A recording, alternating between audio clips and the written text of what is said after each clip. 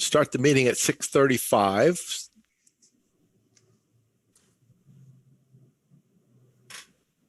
Waiting for the voice to ask us if we accept the recording, right? Yeah, I'm glad you said that. I always forget. This meeting is being recorded. There you go. Continue. And I assume town meeting has us going? Yep. How do we know that? Okay. They just do. Okay. All right. First item is changes to the agenda. Any changes to the agenda? I will tell you, Eric and I talked a little bit ahead of time about having a discussion tonight of meetings going forward. We'll do that under other business or under Eric's city updates. Okay, nothing else. So let's, anyone from the public out there, Eric? There's not. We have no public. So we'll move past public comment and we'll go to approval of the previous meeting minutes.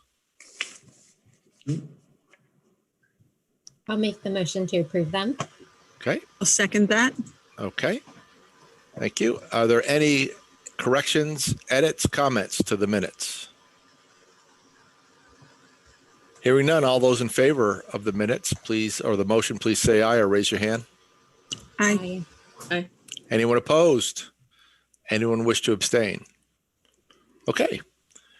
Next, we'll move to continued review of Appendix B, form-based code, parts 1 to 4, and I think we're on section 4.03.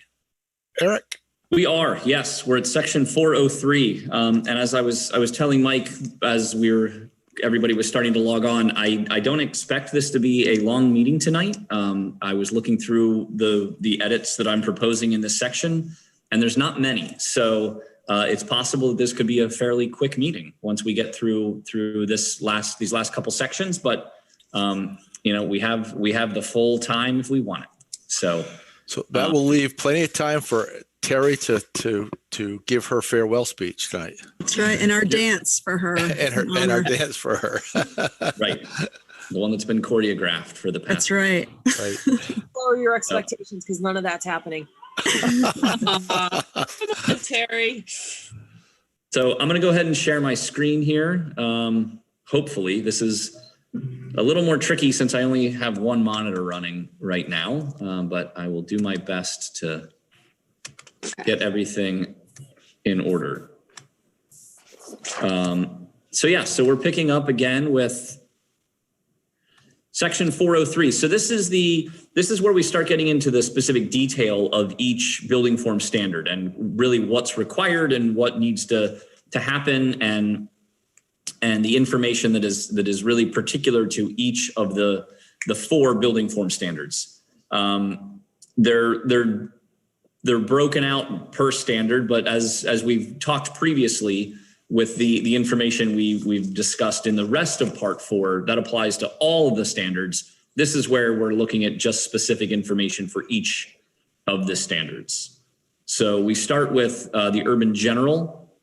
This is really just an introductory page, kind of what the intent is, what the idea is, some pictures to show examples of kind of what it looks like in practice, just for representation only. No changes being proposed here.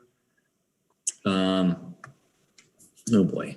So we get into the first section on building height, where there's a couple of changes being proposed. So what we're looking at is, so this talks about the height of the buildings, and this is where we get into the part about the bonus story. So the way it's written is that the uppermost full story is only a bonus story. So what you see here, the 4.5 stories or 5.5 stories, it's really, you only get that if the uppermost story is a bonus story. So we'll have a review, an additional discussion on the incentives for the bonus stories, but just so that you're kind of aware of how that works with the language. So really the only kind of changes I'm proposing in this section are just to remove the page number referencing for the bonus story, just because it's going to change. And I think personally, I just prefer to cite the section rather than a page number to accompany it. That way it doesn't have to keep getting updated. So just eliminating the page number citation, and then adding this language under the ground story height more for clarification to indicate that the ground story has to be at least 12 feet tall, but no more than 22 feet tall for a minimum depth of 30 feet as measured at the RBL. And this is really what this language does is a reference to the graphic here that talks about, it's a little hard to see, but it talks about on the left side here, the maximum height of 22 feet. So there's a minimum height as well, but talks about the maximum height. So just to really kind of spell that out in the document that that's what the intent of it is. Has it always been 12 feet? It's always been 12. Yes. Yeah. The first floor is always, it has to be at least 12 feet regardless of the use, but no more than 22 feet. Eric, does that sentence suggest that after 30 feet from the RBL, it can be less than 12 feet or more than 22 feet? Yes, and I think that's actually the case. It can be less, but at least that first 30 feet of depth off the RBL needs to be at least those heights as described.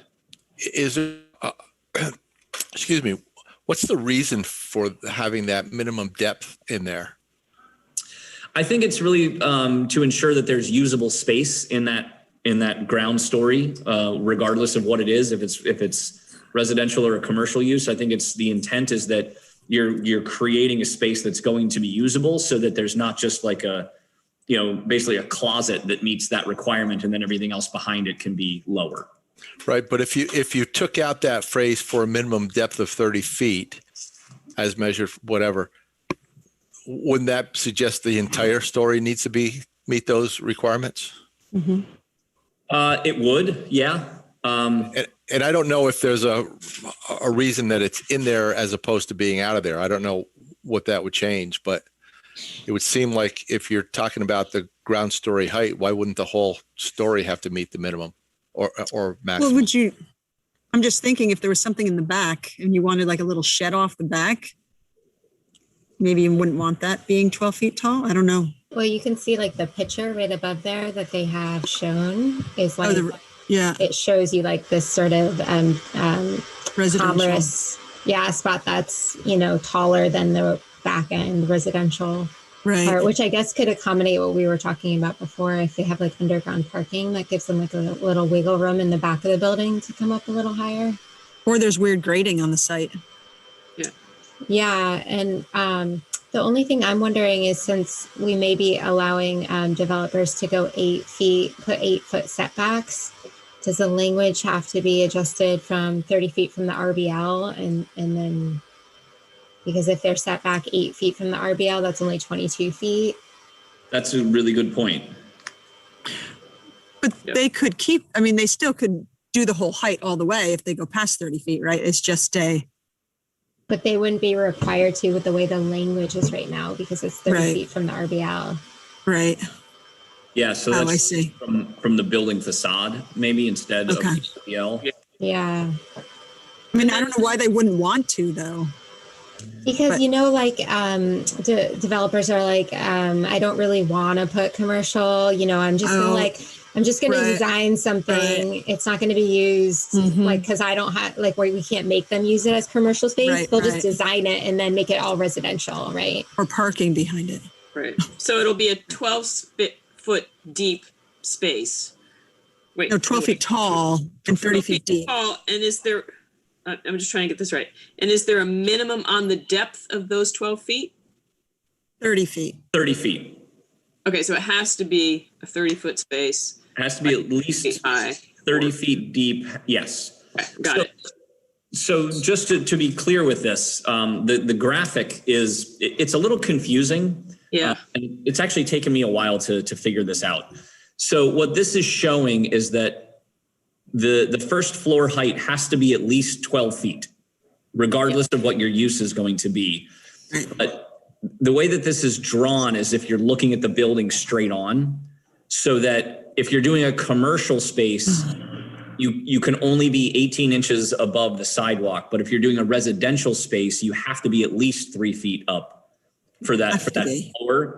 Right. The floor has to be at least 3 feet above the fronting sidewalk for residential, but it can only be a maximum of 18 inches above the sidewalk for a commercial space. But the interior height is where that fluctuation changes. So the interior of a commercial space, as you'll see further down in this section, the interior height needs to be at least 12 feet. But a residential, for residential uses, the interior height only needs to be 8.8 feet. Yeah. But the first floor, regardless of the use, still has to be 12 feet. So 30 feet back.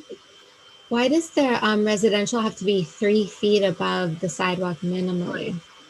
It's really so that those uses are elevated above the sidewalks, so there's not potentially views into the residential units.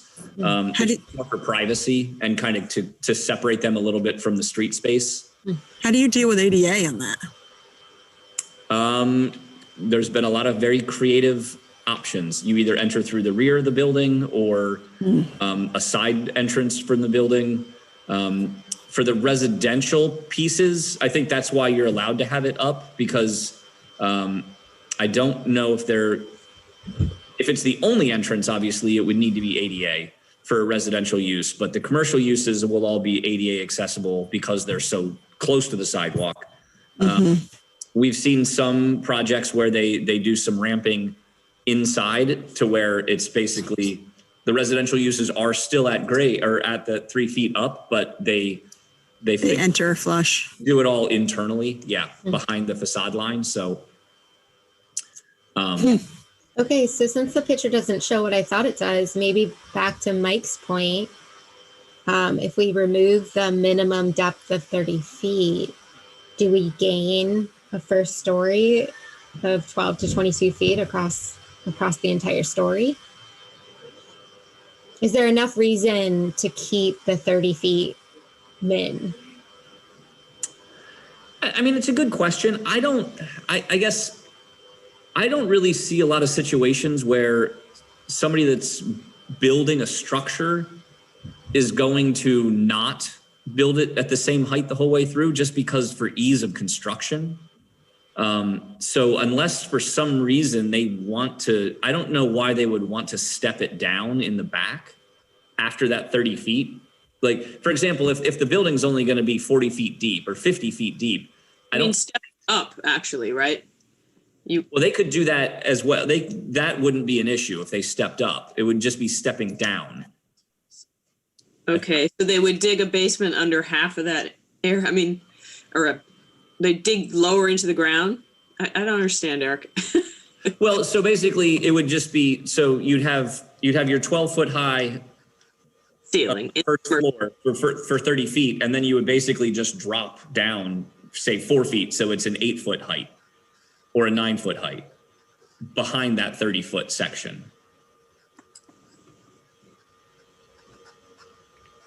You would drop you're saying you drop the ceiling down. Correct. So could you squish another unit in there, another 2 apartments in there on top of each other? I mean, depending on what the first floor height is, I don't know. I think the main, personally, I don't know this for sure, but there's a lot of sections of the code. So there's a provision in the code that talks about clearly visible from the street space. That's actually how it's worded. And generally what that means is anything that's behind the parking setback line or kind of further back on the property is not clearly visible from the street space. So a lot of the provisions of the code don't apply. And so that parking setback is typically at 30 feet. So that's why I think this 30-foot number is included as well, so that at least for the first 30 feet of the building, it's going to have a consistent facade. It's going to have the same story height the whole way through. But then once you get past that 30 feet, if you want to start playing around with architecture and changing it up, you can do that because you're kind of in the back of the house, so to speak, and you're not in that visible street space area. So you can really kind of start mixing things up a bit. Yeah.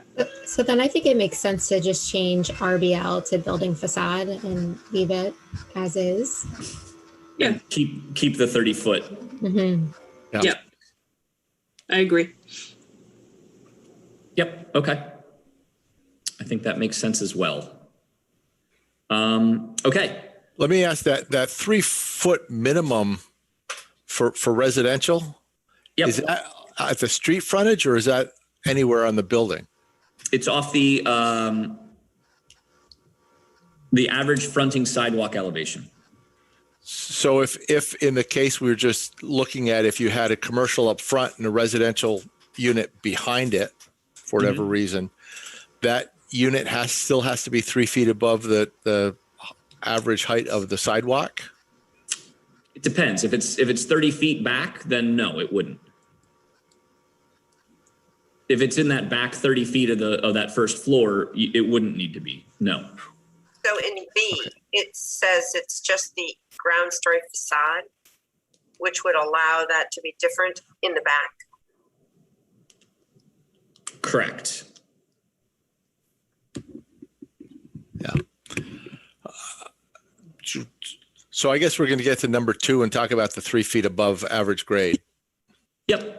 Okay. Yeah. So basically the rest of this section, just removing another reference to a page number.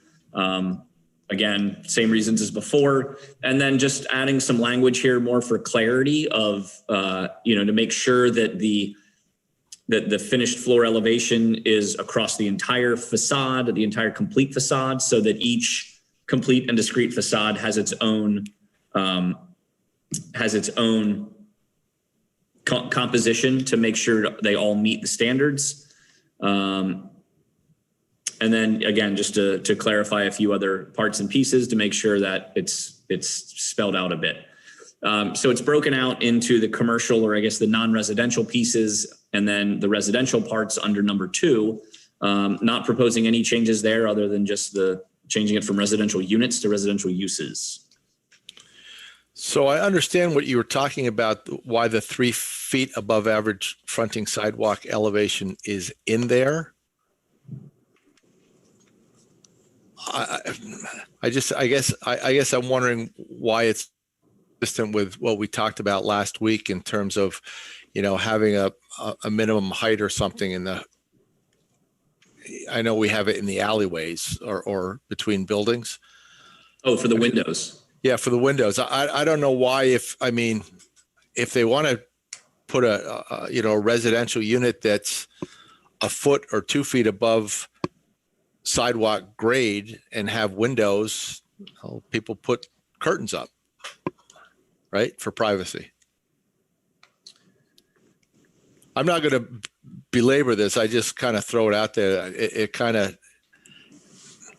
I'm not sure how much sense it makes to me. But anyway, if everyone else is okay with it, we'll just let it fly. Mike, I think it's sort of a classic design, actually. If you think of brownstones and whatnot, they're up a few feet, that main living residential. How about Keene's Crossing or the Cascades? Are those on the street elevated like that? Does anyone know? They're not elevated, and it's kind of weird to me because you can walk by and see people doing things inside, and it makes you on the street a little uncomfortable, and it makes people inside a little uncomfortable, I think. So then let's leave it at 3 feet. Yeah, I think it makes sense. I think it's nice. Was there, didn't we review last time where windows could be placed relative to the street? And was that for non-residential? It's basically for residential. It's basically for any.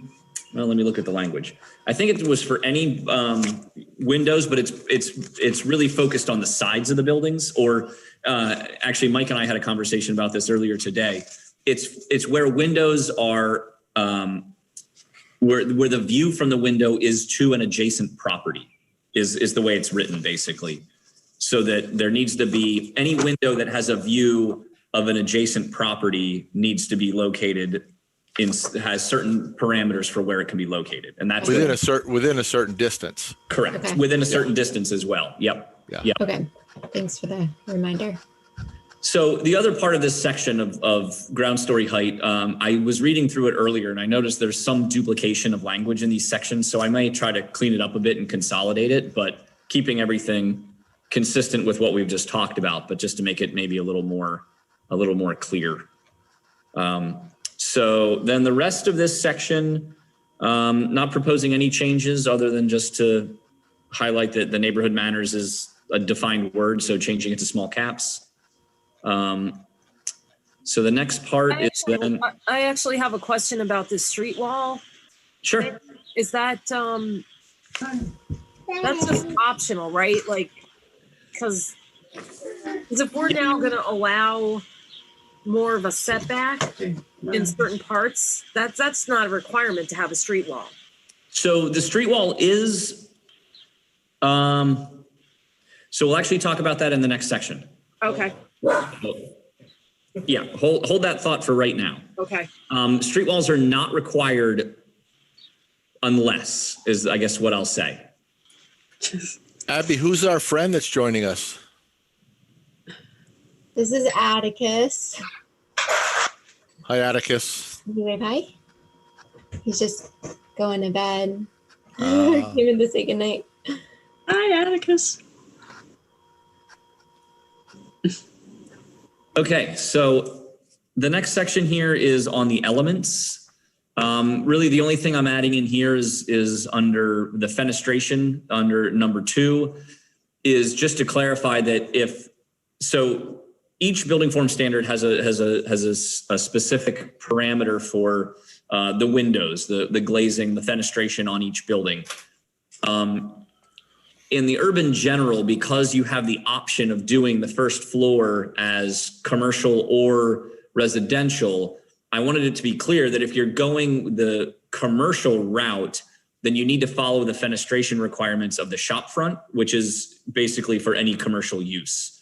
So there was some confusion in early on with the several projects about what fenestration requirements they needed to follow, because it wasn't explicit that if you're doing it as a shop front configuration, at least in my opinion, you should be following those standards, even if you're not in that building form standard. So that's really all this is doing, is basically just saying that if you're doing it, that first floor is non-residential, you need to follow a different set of fenestration requirements.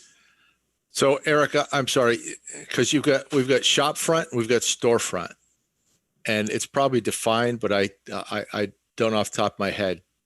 Yep. So they're the same thing. If you look at the next page, it's so the building form standard is called the urban storefront, but we call those first floor spaces shop fronts. So it says unless the ground story is configured as a shop front. Yep. Means if it's anything other than a shop front, then it has to follow the urban storefront frontage requirements. So am I reading that right? I'm just actually flipping through here to find. So basically, we define a shop front as the ground story facade intended for marketing of merchandise or commerce uses and allowing visibility between the sidewalk and the interior space. So basically, a shop front is any type of non-residential space. Okay. So I guess I'm confused because it seems to be saying, unless it's a shop front, then you have to follow this. But the shop front does the shop front under this category follow the same requirements as the storefront? Yes. Or are they different? No. So you're saying, Mike, why are we using 2 different words? Is that what you're kind of getting at? Well, it doesn't make sense to me because it's saying unless the ground story is configured as a shop front, so that means anything else, any other use of the first story has to follow the urban storefront frontage requirements. You follow me? So it's really saying everything has to follow the urban storefront, unless I'm misinterpreting it, Eric. Well, so yeah, I think, you might not. I mean, you're clearly reading it the way that you're reading it. So I don't want to say that you're misinterpreting it, but that was not. You can say it. That was not my intent. So the way that I intended this was to say, as it's written, is the ground story fenestration shall comprise between 33% and 70% of the ground story facade, unless the ground story facade is configured at a shop front. And then you would follow the fenestration requirements of the urban storefront frontage. And that's, yeah. So are you saying if it's configured as a shop front, it's going to follow the requirements of the urban storefront? That is correct. Yes. But What if we divide I'm not sure it's, sentence into two sections? That the ground story fenestration for residential will be 33 to 70%. The next section of that would say for storefront, it follows the shop front, it follows the storefront, urban storefront frontage. And whatever that is. the other thing I would throw in is, to me, I think instead of the word unless, maybe if you say except when. Well, I think actually, so I like Tommy's idea of breaking it into two statements. Yeah. Yeah, agreed. That might make it easier. Yeah. So actually, Terry, to go back to your question about the wall, it was actually, I misspoke. It's not in this section. It was in the last section as well. So I'm going to jump back here quick to the, sorry about that, to the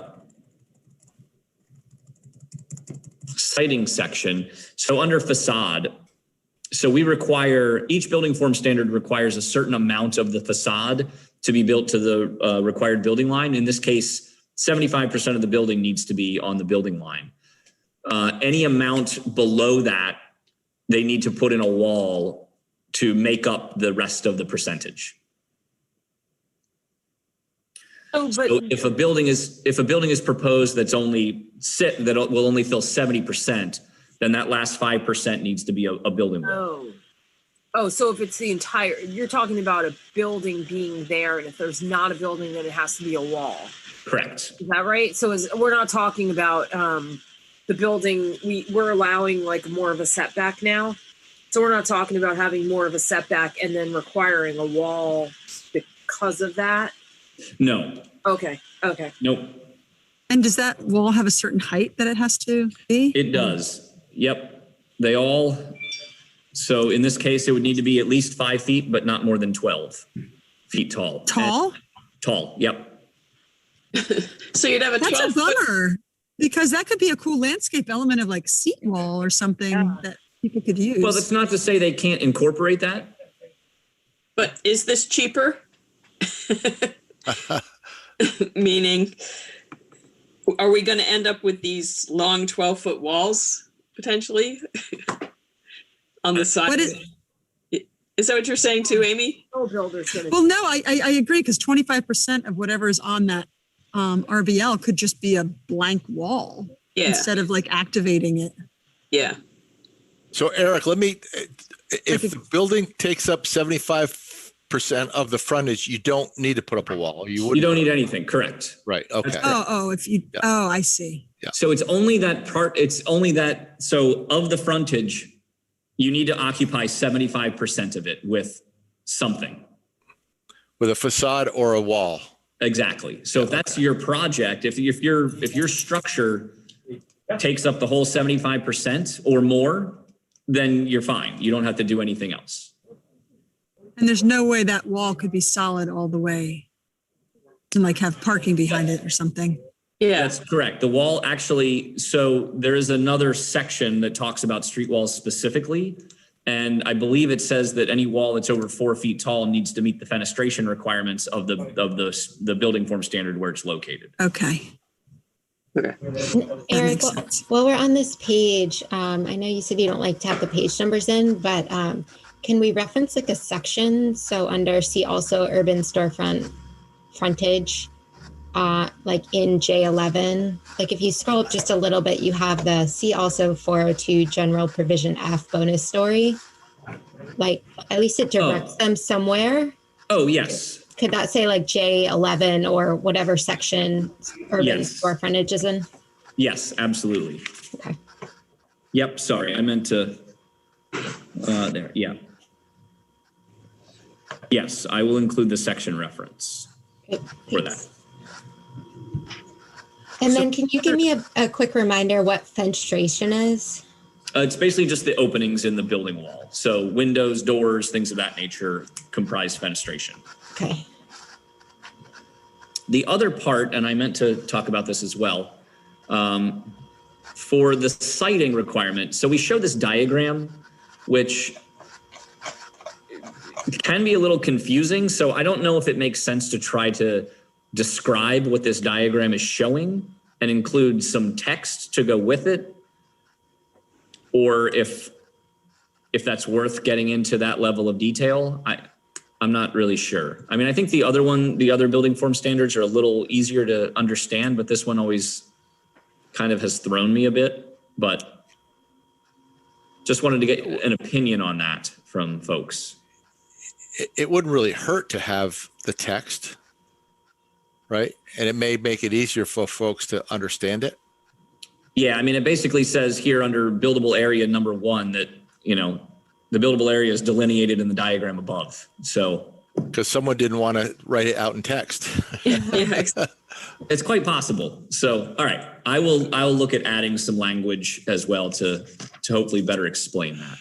I think in this form-based code, quite frankly, anything that can be better explained, because I just find it very confusing. It's difficult to navigate your way through it. Yeah. Yep. I don't disagree. Yeah. So, okay. Going back to where we were, sorry for the aggressive scrolling. So yeah, I'll just break that into two parts, and that's the only other edit for this section. So here we are with the urban store frontage or urban storefront frontage. Again, gotta love that first picture top left. Yeah, it's nice. Some images just depicting illustration or illustrative intent. The only thing I'm proposing to add here, well, one, I want to get rid of these highlights. I'm not sure why they're there, but that was a carryover from something.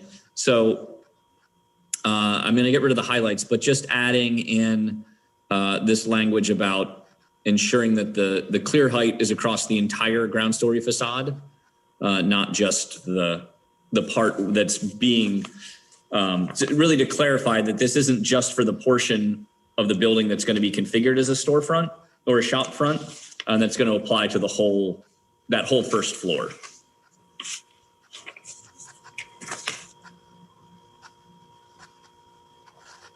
Otherwise, nothing else in this section to be amended. Any questions about that? Nope, makes good sense. Good. Okay. Good. All right. So next we're on to the townhouse small apartment building form standard. Similar to the other ones, some pictures showing illustrative intent, just some language about what it means, etc. So nothing new there. Similar to the other ones, just to kind of clarify that the finished floor elevation of each facade, in case there's multiple facades, has to be within those parameters. Can I just, Eric, can I jump in for something? So in the photographs on that you just showed us, right? Yep. So have you ever checked to see if these photographs actually would be allowable, what we're seeing in these in the code stuff? I mean, has that been confirmed? Because now I'm looking at this one there in the middle on the top with the wall. Is that actually something we could do? Someone could do? Yeah. Okay. It looks like the first floor of that is set back. Is that right? Yeah. Mm-hmm. But you can do the 8-foot setback as written currently without our edits. You can set back 8 feet if it's like you have a front porch or stoop or. Right. Yeah. Okay. But Sarah, I'm looking at these too because I can't, the Mansau East Allen development that is in townhouse small apartment. Yeah, and it doesn't.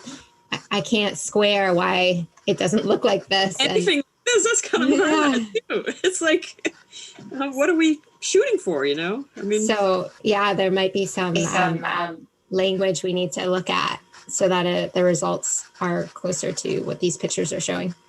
Well, and again, these are really just for some illustrative intent and not necessarily what we're trying to achieve. I mean, I think they are obviously there for a reason, but it is what shown the public. I mean, this is what the public is using as their reference. Sure, absolutely. Absolutely. But I guess to that, what I mean by that is it's not necessarily that the code is written so that you're going to get these buildings. These buildings would all fit in the code, but the code isn't necessarily going to result in these as your outcome. There's a lot of other things that need to be taken into consideration, such as the site itself, the elevation, the grade changes, things of that nature that will have impacts on how the site is actually developed and what the ultimate product looks like. So that's why I think it's, yes, these are obviously examples of what could occur, but not necessarily what will occur. Or what has occurred. Or what has occurred. Has occurred, which is why we're all confused, I think.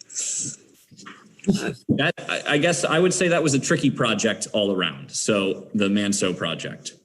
But anyway, so just kind of clarifying the ground story height question, and then again, just eliminating this reference to the next page. I mean, I think it's fairly obvious where that's going to be, so I don't think that we need to have the language in there. The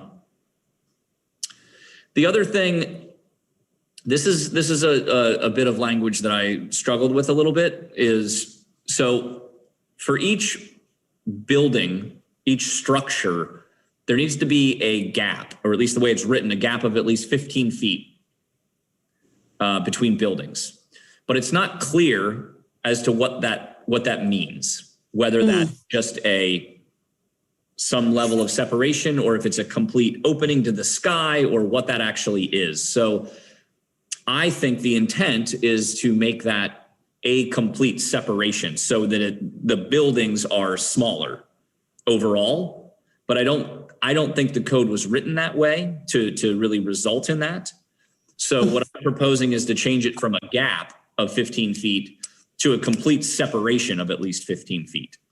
And I don't know if that needs to be more explicit as to what that means, a complete separation, that it's, to say that the buildings are not connected, or what, because at the same time, I can see a situation where, beyond that 30 foot, where not clearly visible from the street space language, if somebody wanted to put a walkway between the two buildings, for example. A covered walk or something. Some sort of covered walk between the two buildings that connects them, that's, at the second floor or third floor, that might not be permitted. So every building is supposed to have 15 feet between it. Is that what you're saying? Well, it says a gap. Okay. We don't define what that means as a gap. Again, I don't mean to be difficult, but if you look at the very front page of what we're looking at, the Appendix B, Gateway District's Form-Based Code Regulations, and you look at that photograph, those buildings are all built next to each other. There's no gaps. Well, so this is what I keep thinking we're getting, but it's not. Do you guys know what picture I'm talking about? I don't know which one. Can you go back there, Eric? Can you see it at all? On the cover of the form-based code. Oh, the very front page of the book. Yeah. Well, I mean, again, I guess general. I don't know what that's supposed to be representing, or where that's supposed to be a representation of, if anywhere in the city. So I don't know if that's supposed to be an urban general building form standard, a storefront building form standard, or what they're trying to propose there. So can I ask what the rationale is for the 15 feet? Is it a fire code issue, or why? I think it's more just my guess anyway is to provide a bit of scale so that the buildings themselves are smaller. Mm-hmm. Yeah, because it says you can do 100 feet of building without a gap. Right. So it's just breaking up 100-foot buildings to make sure that they're not 120 feet or 150 feet. It keeps the building smaller. Right. But can another developer, let's say, or property owner, can they build their building right up to the building next to it? Sharing a wall, essentially? Yes. Well, I mean, they couldn't share the wall, but yeah, they could be. You know what I mean? Yeah. Okay. Which is part of the reason why we had the discussion about the windows on the side of the buildings and where they're facing. Yeah. And the height of those. So yes, presumably, I mean, theoretically, there, if you look at the next, if you look at the first sentence, frontage widths, it says, although there's no individual setbacks. So there's no setbacks here. So you can basically be right on the property boundary, which is why there's the intent to have the gap, but you know, it's not clearly defined what a gap actually means. So that's why I'm trying to clarify what we want to see here is like a full separation between buildings, and whether or not one, you agree with that, and two, that what I'm proposing here would achieve that so that it's more clear. Eric, did this stand out to you because a developer came to you and defined a gap as something other than a complete separation of buildings? Trying to think. I think that may be part of it. Yeah. Were they trying to like have a continuous roof line, or like how were they interpreting what else a gap could be if not a complete separation? I think they were looking at it as just an area where there wasn't going to be, it was just kind of a stagger in the building that they didn't have anything in it. Just some open air that set back a little ways, but it wasn't clear as to what that actually meant. I guess, is it that bad if there was a 20-foot step back in there and it was like a little courtyard and I mean, I guess I wouldn't mind that if the building was continuous. I don't know. Yeah. At one point we had a conversation about, you know, the front stepping back the facades of the building to break up what it looks like on the front. I will say, I guess a couple things. I don't see a gap could still be used if it's defined, right? Right. Mhm. The other thing is the way lots exist today. I'm not sure how many lots there are with more than 100 feet of frontage. So you could have two developers next to each other, like someone brought up, with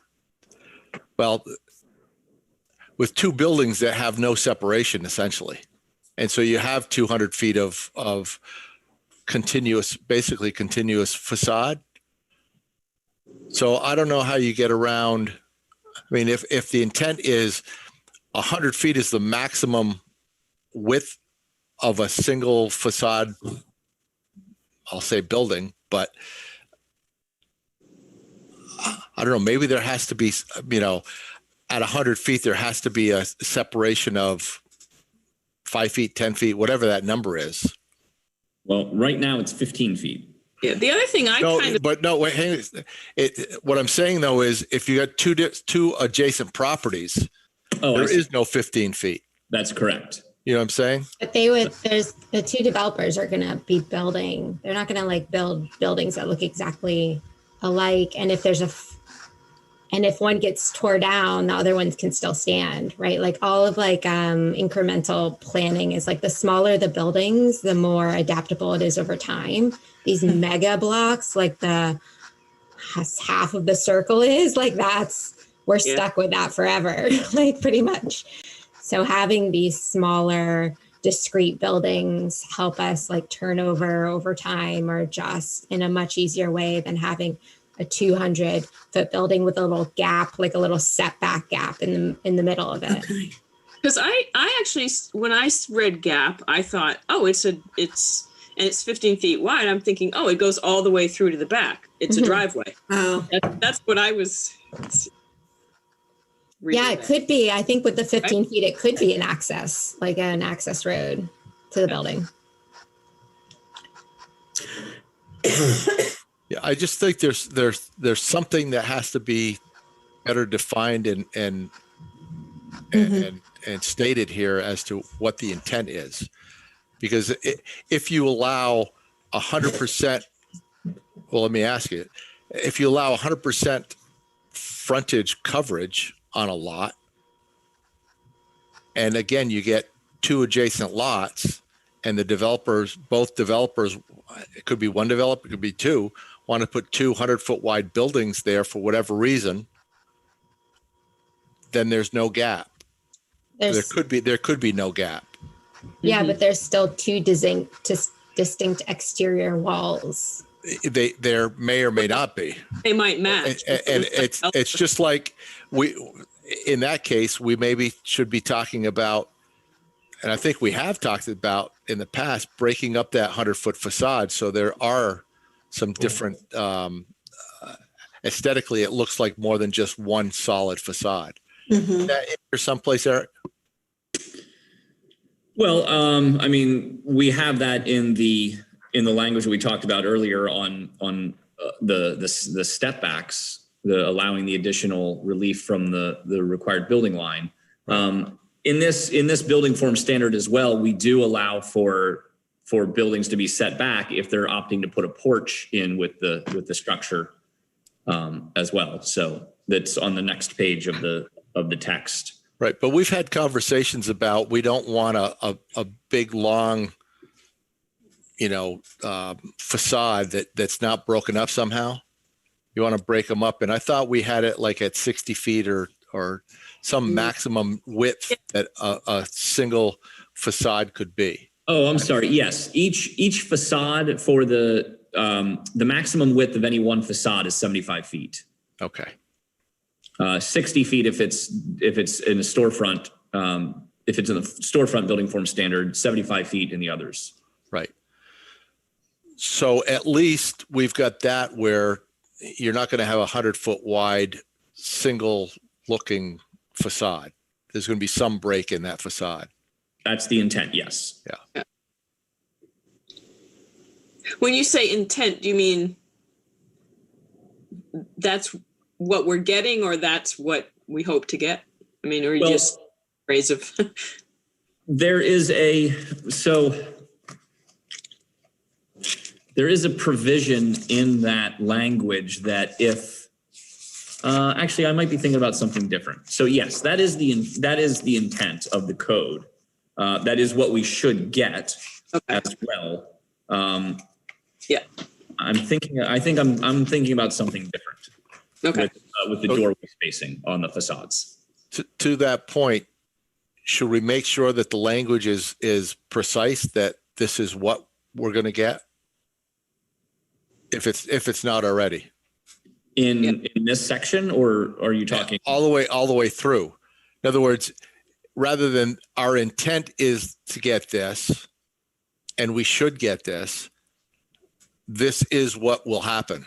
You know what I'm saying? Well, I mean, that's my goal with these edits is to make it explicit for what we're trying to achieve. Okay. So that's part of the reason why I'm proposing this language here, is just to clarify what we actually want to see with this gap. If we want to see it as, like Amy suggested, it's maybe just more of an open area where there could be a courtyard, but the whole building could be 200 feet long as one continuous run, but just have a little space in it? Or do we want it to be a complete separation where there's no connection between the buildings, if there's multiple buildings on a property? I think I would recommend having the complete separation, which was the original intent of this section.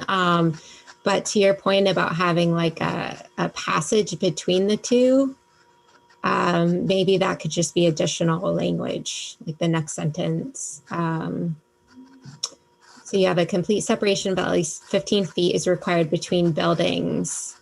This precludes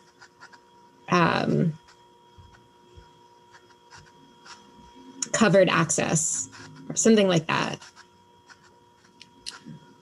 The issue that I have with this one is more to what Mike was saying, is if builder number 2 comes in, there doesn't need to be any gap between. And this seems as though this isn't quite fair. Either you have to have 15 feet between buildings or you don't. And they have to be separate buildings. I understand that 100 feet maximum frontage per building makes complete sense. And to your point, Abby, to have the smaller buildings. for future modifications makes perfect sense. But the gap only applies if it's one builder. Doesn't make sense to me.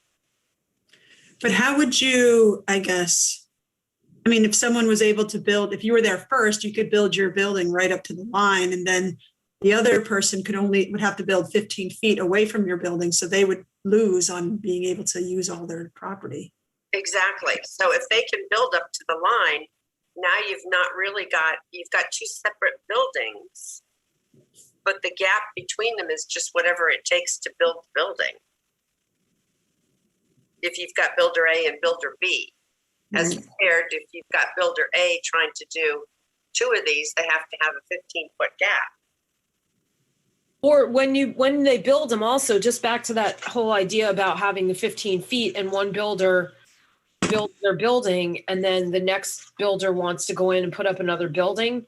Is there even enough room between the buildings? Like is 15 feet even enough room to like do right, if it's on both sides. Kind of stuff that they're doing right now on Main Street and West Allen or East Allen or whatever it is up there? Like, would 15 feet even be enough? Well, cities traditionally build buildings right up to each other, city streets and other cities. So they do figure out how to build them that close. Well, I do think that they are usually the buildings are different. So it doesn't, it doesn't feel like one continuous building. And that's why I think that they may not exceed 100 feet in this type of a building makes perfect sense, because you will get a separation by design of the buildings. But the 15 feet, I don't know why it does what it buys us. And how can it be fair?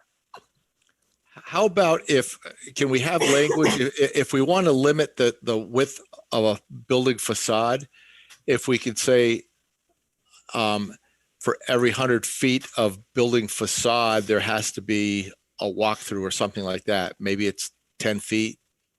And that would require that if I'm the first one there and I build a 100-foot wide building, I've got to leave some space between the edge of the building and the property line to accommodate that walkthrough. That might not make sense, but I'm just throwing it out as kind of an idea. How do we walk around this? Well, I guess two things that I would say to this point are, one, in this building form standard, we only require that 65% of the frontage be occupied by building. So there's less building required to be built, which may or may not help with providing some space between properties.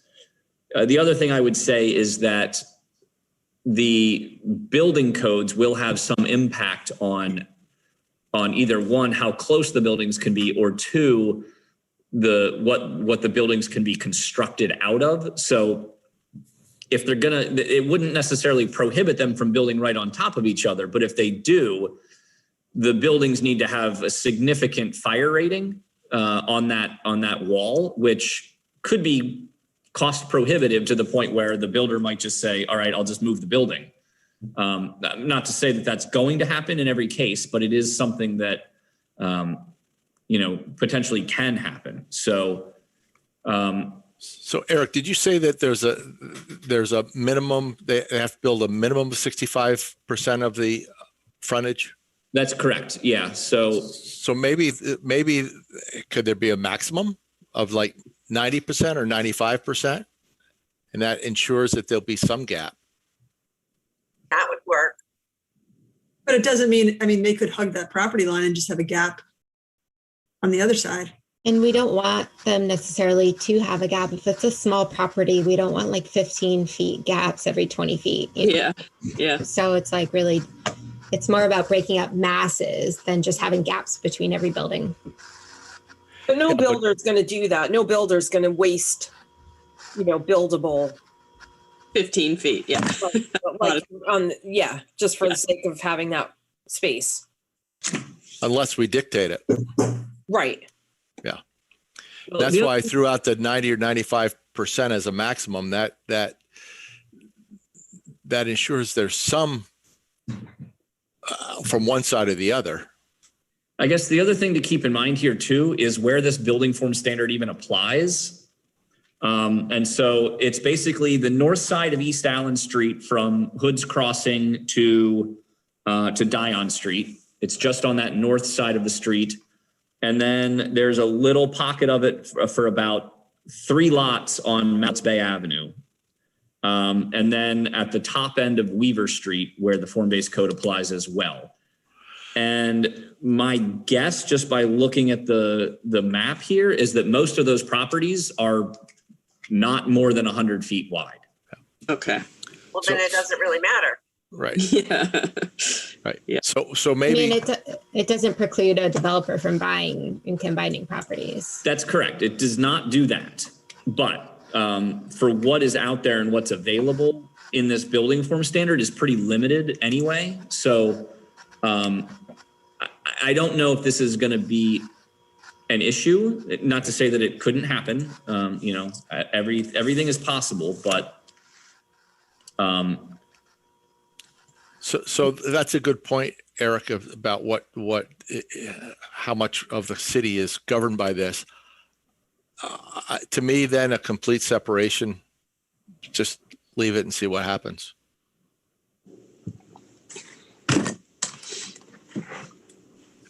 Okay. Any other thoughts on that? Everyone okay with that, or Amy? I saw your lips move, but I didn't hear anything. I said, that's fine. Oh, okay. Okay. All right. So on the next page, the only change here is just under the use, just to note that there are limited non-residential uses that are permitted in this building form standard. That is spelled out in Part 8 and also in our use table in Article 2, Section 2.4. There was already non-residential uses included in that use table, so our regulations were not consistent internally with one another.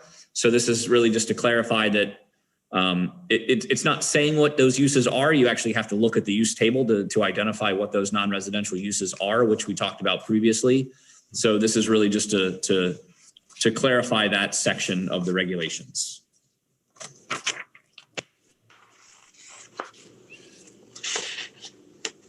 And also, I guess just for reference so that you all can see, I know we've talked about the setback already incorporated in this building form standard. So the diagram up at the top here gives you a sense of kind of what that looks like if you're doing a stoop versus if you're doing a front porch, where if you're doing a stoop, you can be forward of the required building line with the stoop. If you're doing a porch, the porch has to be between 7 and 9 feet. So you actually have to set the building further back.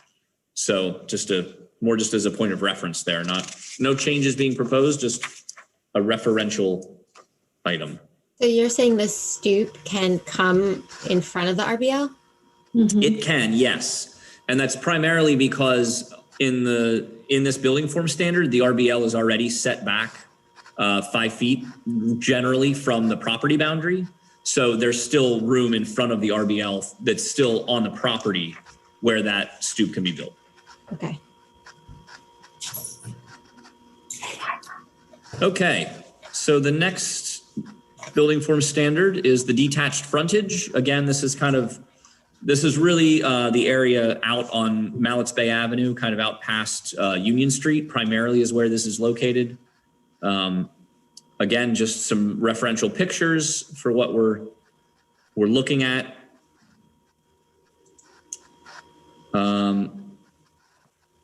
Just adding in a word here for clarification, for that we want that to be a 15-foot tall building at the building line. Nothing else, no other changes proposed there. And actually, I think that is the only change or the only addition for this section.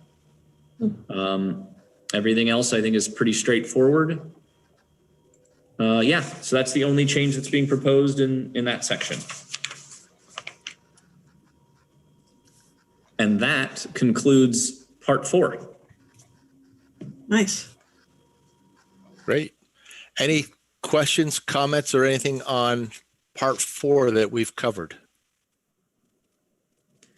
Just from kind of a procedural standpoint, what I'm going to do is go back through the document, make some updates and changes as we've discussed, and kind of flag those items so that you can see that language, and then do a review of everything again so that we can see all the changes and have some of the additional discussions. I know there was a couple of points that we definitely wanted to go back to and look at in more detail. So I can highlight the areas where those changes will take place so that we can focus just on those going forward as we review parts 1 through 4 again, and then look at taking that forward as an amendment to a public hearing, and then a potential recommendation to council for their consideration as well, so that we can get some of these changes incorporated into the regulations sooner than later. Okay. And actually, I'm going to stop sharing my screen because I don't need to anymore. All right. Again, any questions or comments that folks have right now? Oh, hello, Mayor. You were hidden before. Been lurking, Mike. Yeah. Any questions or comments? Otherwise, we'll move on to city updates. As Eric said, we'll have another chance to go through this. So, yeah. All right. So we'll move on to city updates. And Eric, do you want to start? Probably the main update I would note is that Monday night, council considered appointments and reappointments of all of our commissions. So the folks that were up for appointment were reappointed. Those that were interested in being reappointed. So congratulations, you get 2 more years of serving on the Planning Commission. Otherwise, that's the only update that I have for this. So Christine? who was reappointed? And it sounded like Terry wasn't continuing on. What happens to her spot?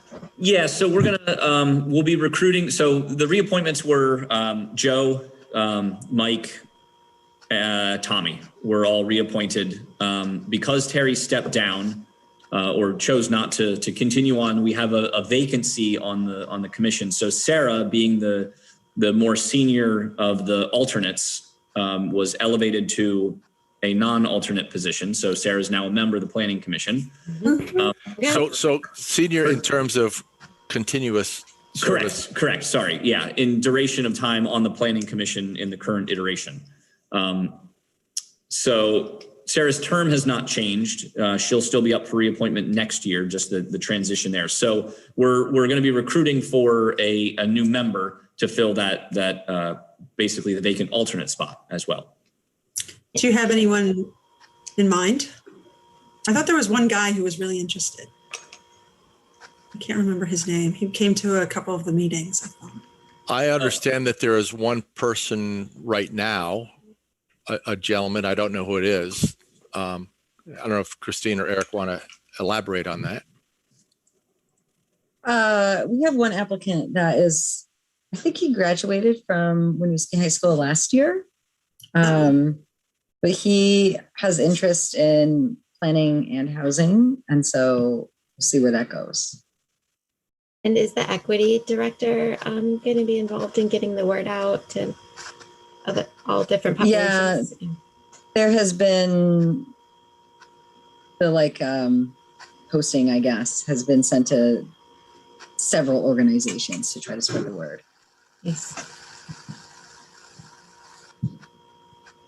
Good. Christine, anything else you have for a city update? Yeah, so Monday we also did the final and official approvals for the Champlain Housing Trust project and from the O'Brien Center. So they'll start construction in July. Saturday, we are having our strategy priority session at the Senior Center from 9 to 1. Monday, we are raising the pride flag in Rotary Park at 12:30 p.m. The alert press for that just went out today. And I heard from one of our state reps that the governor's veto of our charter change was overturned. So we are moving forward with all resident voting. Oh, Nice. interesting. Yeah, how is that gonna work? Like, I didn't understand the whole process. The clerk's office did a bunch of work on it before we even moved it forward to town meeting day. Mhm. I don't know all the details. But there'll be like a town register in addition to the state register of voters. Oh, I actually meant like how, because the governor vetoed that, right? So Okay. So he somehow vetoed got it. overridden somehow. Yeah, if the House and Senate and the state legislature vote at a certain percentage, like enough of them, two-thirds, then they can overturn that veto. And I think they both have to be 2/3. You know what I mean? It's not the combined. It's the House has to be 2/3, Senate has to be 2/3. And on the news tonight, the Senate was exactly 2/3, 20-10. So. Wow. How many other towns put this on their Montpelier And us. Montpelier and us? Yeah. Mm-hmm. Wow. They're slightly different. Montpelier is only allowing residents to vote in local elections for city stuff, where Winooski's is local elections for both city business and school board. That's Yay, good. Winooski. Yeah, it's good. Chris, I had a question just in terms of city updates. Can you guys speak to what's happening down at Elm Street at the warehouse? Yeah. There's a lot of activity and a lot of trucks going by my house. There are. So does anybody know what's going on? So let's see. I know that the notice of violation is still under appeal for the CBD drying operation, and they are not, as to my knowledge, not doing any drying this year, and that they're trying to relocate out of that space. I think it's just a matter of trying to find either a space to go to, or I think they've also been trying to sell their dryer. So finding a buyer for it, but I don't think their intent is to restart operations at that location. It looks like they're out. It doesn't even look like they're there. Yeah, they might be. I mean, they might be at this point. They might be fully out at this point. I had heard something about what was going on there, but I cannot remember for the life of me what it was. Well, when you walk by, there's just a bunch of boxes. Well, it appears to be a distribution center for like Lowe's or Home Depot or something. It looks like it's full of appliances. So I was just curious, how do they allow for truck traffic? Because it definitely is a lot through a residential community, which is a little weird. Well, there is a designated truck route that goes down there. So as long as the trucks are following that route, I mean, it's an industrially zoned piece of property. Yeah. So it's that's kind of how it's been used historically. So it's supported as an industrial property through the truck route as well. Right, but I don't think there's been this many. And did they ever have to do studies of traffic studies of that? Because there's a lot of trucks coming through. I was just curious. So Eric, the truck route, if I remember right, is Mounts Bay Avenue to Pine Street, to West Street, and then down Elm. I believe that's correct. Yeah. And I know I've seen 18 wheelers going down Union Street because they're lost. But, Yeah, I mean, I guess I was just curious about traffic. Yeah, I guess if you're seeing trucks not on the designated truck route, then that would be something to flag. But otherwise, I don't think there was any limitations put on. It's not. How many trucks can go down there? They can't go on that road anyway because it's closed right now because they're redoing Hickok.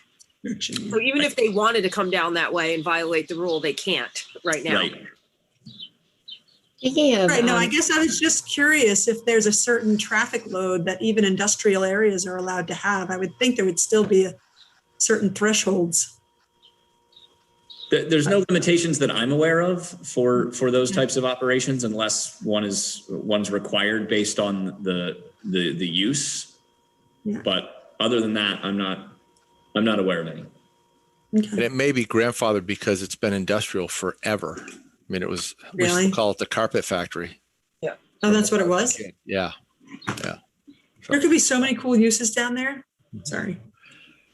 Abby, I think you wanted to ask something. Yeah, just speaking of new traffic thingies, what's going on at your church, Mike? Why are there so many cars parked outside the senior center? I don't know unless I don't know if they were doing something with the parking lot at Barlow Street or what's going on, because I saw it yesterday. I think it was, I drove by and saw all those cars. I'm thinking, what the heck's going on? Yeah, it's been all week. Yeah. Is there a developer parking people there, Eric? Sorry, what was the question? The church on Barlow, the parking lot, there's been tons of cars in it. No, just the last part of what you asked. I didn't hear the last part of what you had asked there. Oh, is a developer having their tenants park there, or do you know where those cars are coming from? I have no idea. There's nothing that I'm aware of is going on there. And if there would be, there would have to be, if it was being used for off-site parking, then there'd have to be an agreement with now St. Francis to allow that. And I meant to email Monsignor and ask what's going on. I'll do that tomorrow. If I find anything out, I'll let you know. I had something to Are it. you just waving hi, or are you? No, I wanted to ask.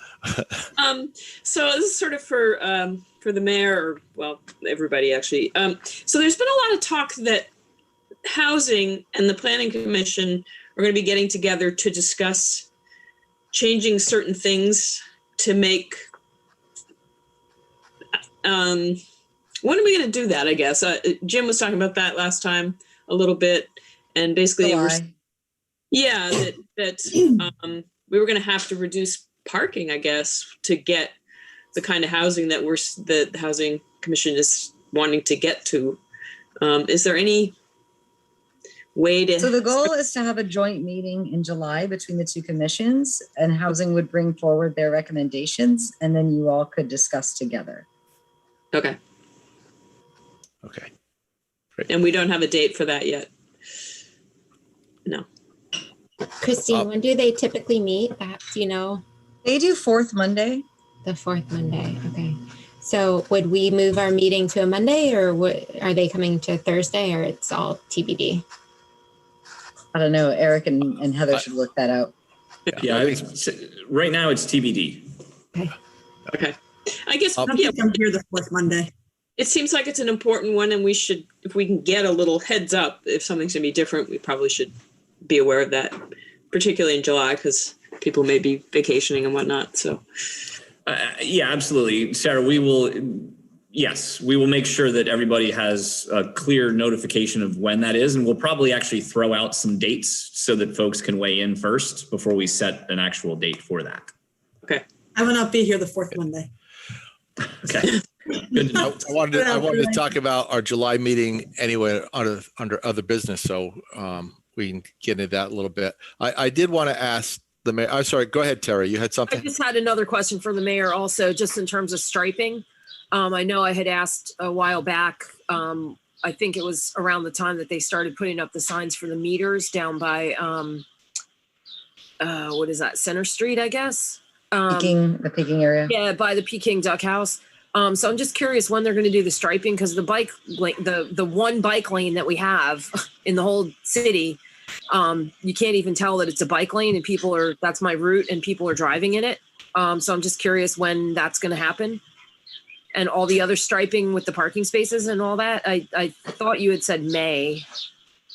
They started striping in May, but not in that area. It was through July, as I recall, the plan. Okay. I can dig up the last update from John Rauscher, though, and forward it along. Thank you. I appreciate that. Mayor, one quick question. You talked about the CHT housing at the O'Brien Center. Is that a joint thing between the city and CHT, or are you selling them the land to put the buildings on? We're selling them the land. You are? Okay. Yep. Good. It's good. Anything else? I heard today, and I probably should have read in 7 days, that there's going to be a vegan creamy at the pool. Yeah. Yeah. When is that opening up? open. I think it's open now. Is the can you do you have to go into the pool to get the creamy, or can you get it outside? You can get it That I don't know. outside. Oh, you I think you can get it outside. Really? I think so. Wow, how late does it open? Go I don't check know. it out. Go check it out. And by the way, Christine, I don't know if, I think we talked about this with Jim last time because you weren't here before when the pool was open, but kudos to you guys. Yeah, seriously. It's I really. heard it was good. something. And Ray Coffey and John Rauscher and their teams did a lot of work up and right to the last minute. Yeah. But yeah. No, I went to the but it's- opening party and he was like walking around dumping chlorine and testing it. He's like, we're still figuring it out. So yeah, it's pretty amazing. They pulled it off and with such success. We went by that first Sunday and it was just the line was crazy. Yeah. Are they going to have like a swim team at all?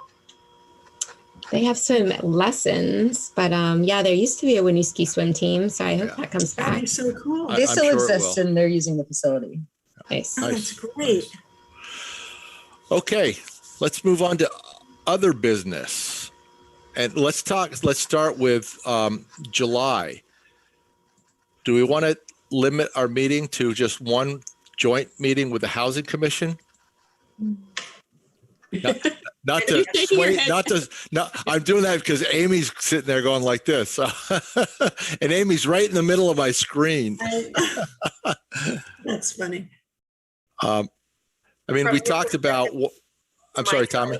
Well, for Mike and Eric, I guess you've been working along our plan for the year. Is there anything that is critical that we need to move forward, or are we at the point where we could only have the meeting with the Housing Commission? I think that we could have a meeting following up this meeting with a review of the form-based code Appendix B, as Eric talked about, but I don't know if that's going to give you enough time, Eric, to get everything together that you need to. Well, so our July, if we were to have the two meetings in July, right now, our normal schedule is July 8th and July 22nd. So, I mean, I could probably have something together for the July 8th meeting if we wanted to keep that and then just add a second meeting that's the joint meeting with the Housing Commission, or just look to do one meeting in July and then bring all the updates of the form-based code to you all at your meeting in August. I mean, I can pretty much do whatever you want to do. I've been kind of tracking the changes as we've talked about them over the last several meetings. So I don't have a ton of work to do to get that documentation together. So I'm flexible. I kind of like, since we just put a lot of work into those changes, having that sooner than later in front of us, because I think there's still a couple things we wanted to keep talking about. At least I think so. So while that's fresh in our mind, it would be nice to kind of tackle and like wrap up that chapter so that you can move forward with the hearing. And then go to one meeting and then do the Housing Commission meeting separately and then go to one meeting in August. If we're going to go to one meeting. Yeah. Everyone okay with that idea? That's fine. So keep the July 8th meeting on our schedule for a Planning Commission meeting, and then look to schedule a second meeting in July as a joint meeting with the Housing Commission. Is that what I'm hearing? Yeah. Does that work for everyone? Okay.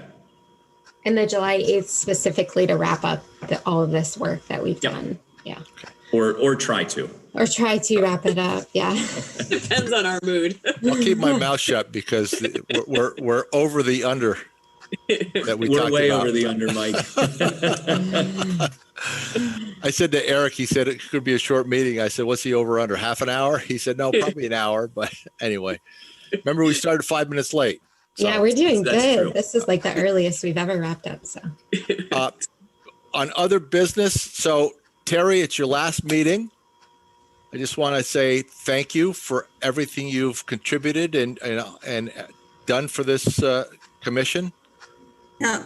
We appreciate it. I hope you enjoyed it. How many years have you been on, Terry? I think like 6, maybe. Wow. You were on when I joined, Tommy. Do you remember when you left? A long time ago. It's like 6 years. It might be longer. I don't know. Were you on it? You were on the when we started it back up, or shortly thereafter, I guess. Yeah, I think right after that. Because I came on in 2015 when I left the mayor position. Yeah, I think it was right around that time. Yeah. But I don't remember. It's been so long, right? But seriously, thank you, Terry. We appreciate all your input. We will miss you. We will. You're always welcome back. Okay. She'll be part of the public now. We Yes, better watch out. Exactly. Yes, seriously. Exactly. Hold us to the fire. Yeah, get ready. I will come for public comment, Christine. Oh, I was trying to figure out what that meant, Christine. Oh, but you're still in our parking advisory group too, right? I am. And yeah. so it will be, if I'm in town for the housing thing, I probably will listen in on that just because I would like to see bike lanes before we before we do anything with parking. So will the parking be making recommendations to planning? Is that going to be how it goes? The parking study that's going on, you mean? It's going to be making recommendations, or is it just be giving us the information which then we have to interpret? So they're going to make recommendations on multiple aspects, whether that be regulatory changes, management changes, or similar types of information. That report will go to council, and then council will determine what directions they might want to take, and then distribute out a direction to the various commissions or whoever needs to do the work. So if there's regulatory changes that are being recommended and council wants us to make those changes, then we will definitely be looking at that. The hope is that we will be getting examples of what that regulatory language would look like that we can use as a place to start. Okay, makes sense. Okay. But it could turn out that through that study that our parking standards are working for what our intended need is and are fine. So, it may be that most of it comes down to management, and then that's more of an internal kind of day-to-day operational type of discussion and wouldn't require any regulatory changes. But that's the report. There was a while where we were talking about parking quite a bit, and correct. Yeah, so I think we put a pin in that so that we could allow this study to get done to really get some experts in to analyze and really give us some quantitative data and qualitative data to show what's actually happening on the ground so that we can make better informed decisions. So it could actually just jump over us and we won't have to make any decisions necessarily. Well, if there's going to be any regulatory updates from the land use perspective, you have to be involved. Okay. Well, that won't be fun without Terry. What's that? She'll be here. That won't be fun without Terry. Oh, I'll be there. She'll be here. She'll be here. I just can't come to 4 meetings a month, 2 meetings here and 2 meetings somewhere else. I just can't, especially the pandemic's over. No, I know. I'm just kidding. Get on with my life. Any other business? 6 years, you deserve it. Yeah. If there's no other business, then I would ask for a motion to adjourn. And thank everybody for coming tonight. And again, thank you, Terry. Thank you, Mayor. Thank you, Eric. 7:58, I motion. All right. Trying to get out of here before 8. Come on. Okay. Yes, you can do it. All in favor? Aye. Aye. All right. Good night, everyone. Thank you. Good night. Good Thank you. night.